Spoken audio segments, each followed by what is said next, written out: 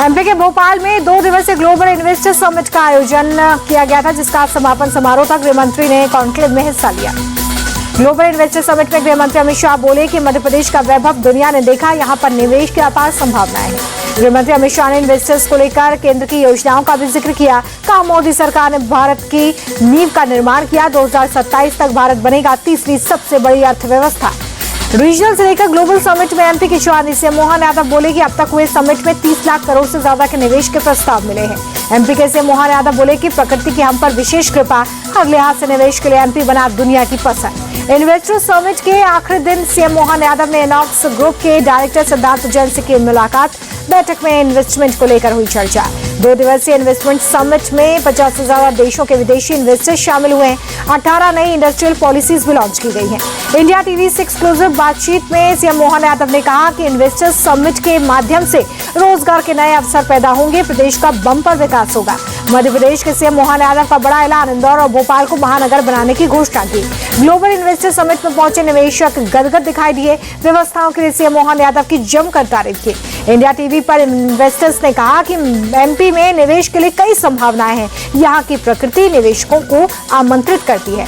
केंद्रीय मंत्री गजेंद्र सिंह शेखावत ने कहा कि आज भारत 4 ट्रिलियन की इकोनॉमी बनने की कगार पर है। सीएम मोहन यादव के नेतृत्व में एमपी का भरपूर विकास हो रहा है। केंद्रीय मंत्री मनोहर लाल खट्टर ने युवाओं को दिया मंत्र। कहा, नई नीतियों के निर्माण के लिए हर नागरिक के सुझाव का स्वागत है।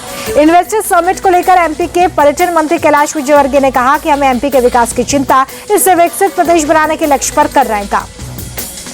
इन्वेस्टर समिट में बॉलीवुड एक्टर पंकज त्रिपाठी ने की शिरकत। एमपी के जंगलों की दुनिया भर में चर्चा है। मैंने खुद यहां पर 4 फिल्में शूट की हैं।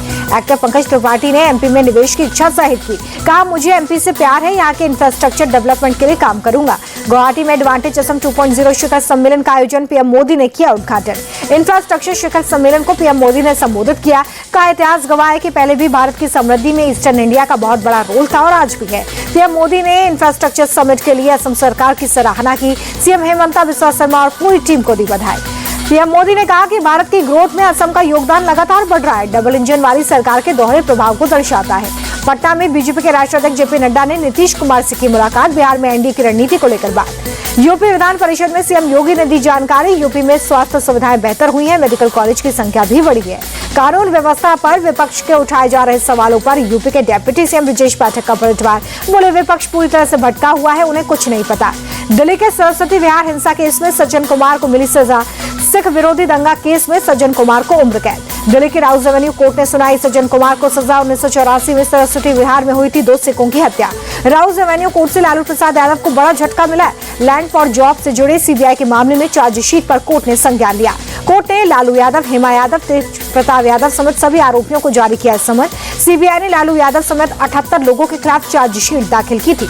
दिल्ली विधानसभा में कैग रिपोर्ट पेश हो गई है। दिल्ली की मुख्यमंत्री रेखा गुप्ता ने सदन में पेश की है रिपोर्ट। आबकारी नीति पर सदन में पेश की गई रिपोर्ट। स्पीकर ने कहा कि आप सरकार ने कैग रिपोर्ट को दबा कर रखा, पिछली सरकार ने संविधान की धज्जियां उड़ा दी। स्पीकर ने यह भी कहा कि 2017-18 से कैग रिपोर्ट पेश नहीं की गई थी। सरकार बदलते ही बीजेपी ने पेश की रिपोर्ट। दिल्ली विधानसभा में दूसरे दिन भी जोरदार हंगामा। उपराज्यपाल के अभिभाषण के दौरान आप विधायकों ने नारेबाजी की। हंगामे के बाद सदन की कार्रवाई से सस्पेंड कर दिए गए आप विधायक। स्पीकर ने 21 आप विधायकों को 3 दिन के लिए सस्पेंड किया है। नेता प्रतिपक्ष आतिशी भी सदन की कार्रवाई से बाहर कर दी गई है। अभिभाषण के दौरान विधायकों के साथ आतिशी ने जमकर नारेबाजी की थी। विधानसभा के बाहर आप विधायकों का प्रदर्शन। भगत सिंह और अम्बेडकर की फोटो लेकर विधायकों ने नारेबाजी की है। विधानसभा के बाहर धरने पर बैठे आप विधायक सदन से निलंबन के बाद प्रोटेस्ट करते नजर आए। सदन से क्यों हटाई गई फोटो, ये पूछा। एलजी के अभिभाषण से भ्रष्टाचार से मुक्ति का वादा। एलजी विनय सक्सेना ने कहा कि यमुना की सफाई सरकार की प्राथमिकता है।